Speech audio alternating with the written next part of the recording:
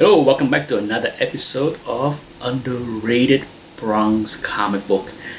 Well, I kind of cheated for this episode because it's actually not a comic book but a fanzine. FUM, issue 5, spring 1974. I believe this hit the mail early March of 1974. Okay, so for those that know more about the exact time that this was mailed out to FUM membership, let me know. But I believe it was mailed out the first week or second week of March. Now, what makes this book underrated? Two reasons. There are two key reasons to this. I love this FUM magazine. You know, there are a lot of good fanzine, and I'm never shy to turn down flipping through a fanzine. A lot of good stuff. But first up, what makes this thing cool, for those that are not familiar with this issue of FUM, a lot of things, but well, I said two things. First up, not a huge character, but if this character was a huge success on the small screen, as in Agent of S.H.I.E.L.D., or on the big screen, I think it would have bring a lot more attention to this fanzine. But because this character was basically a dud,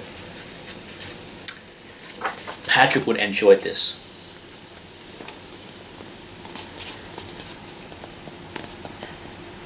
There you go. The preview of Deathlok. Yes, preview. This two-page, basically two-page, a preview of Deathlok, as well as a third page that show you the cover for Astonishing Tale issue 25. And we know that Astonishing Tale issue 25 hit the newsstand mid-May. Okay, mid-May, May 14 to be exact. So I'm pretty sure that this fanzine with the preview and the picture is the first tease, first appearances, whatever you want to call it, first look of Deathlok. And speculators would have been hyping up this fanzine. I knew about this for a long time.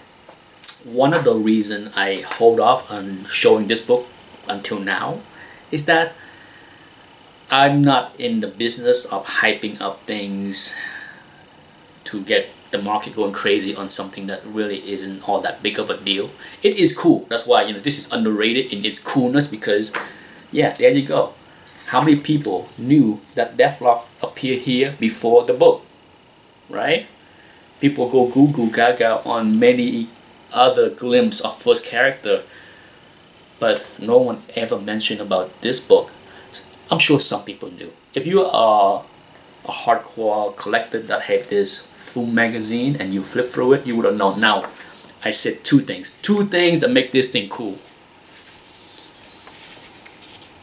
Check out the art on this back cover. What did that resemble? Who do you think drew that? Do you recognize this signature? For those that are familiar with John Byrne early days, before he was a Marvel artist, yes, that's how he used to sign his stuff. Okay, and that's not it. He drew a bunch of stuff. That's another picture,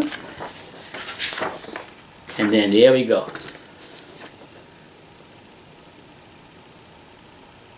See it? There you go.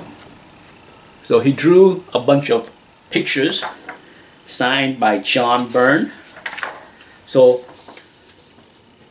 that is his first published work for Marvel, right there. Okay, right here, right there. There's 4 pictures. So I thought that is super cool. I mean, you're talking about John Byrne here. This is early 1974. He is not even working yet for Charlton. Okay, not even.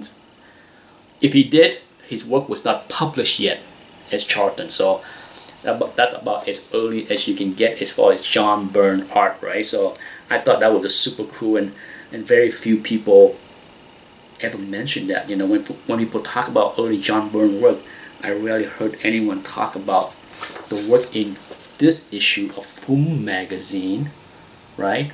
And there was more. John Byrne did a lot of pin-up for other FUM fanzine after this issue. Okay, so I thought it was just uber cool to see that. Anyhow, that's it for this episode. I hope you enjoy the coolness of this fanzine, and it's pretty cheap. It's pretty darn affordable, especially now this copy, for whatever reason, is uber high grade for me, you know. So does it matter? Not really. But anyhow, if you want a copy, I'm sure it's not expensive unless people start to hype about Deathlok first appearances. Anyhow, thanks for watching. Bye bye.